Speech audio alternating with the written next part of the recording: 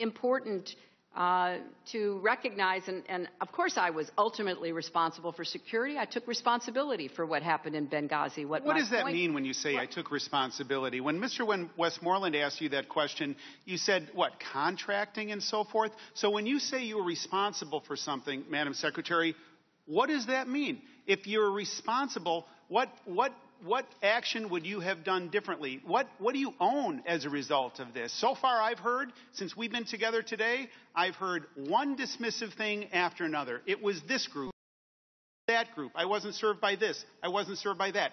What did you do? What do you own? Well, I was just telling you some of the many related issues I was working on to try to help the Libyan people.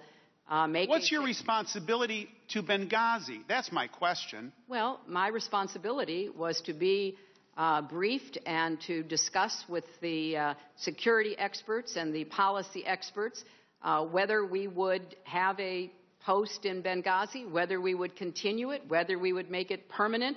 And as I've said repeatedly throughout the day, no one ever recommended closing the post in Benghazi. No one recommended closing, but you had two ambassadors that made several requests, and here's basically what happened to their requests. They were torn up. Well, that's just not true, Congressman. I know Secretary, they didn't get through. It didn't help them. Were those responded to? Is that your testimony today?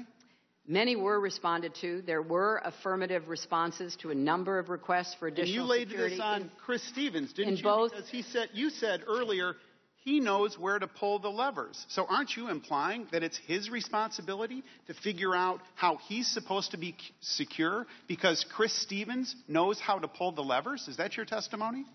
Ambassadors are the ones who pass on security recommendations and requests. That's true throughout the world.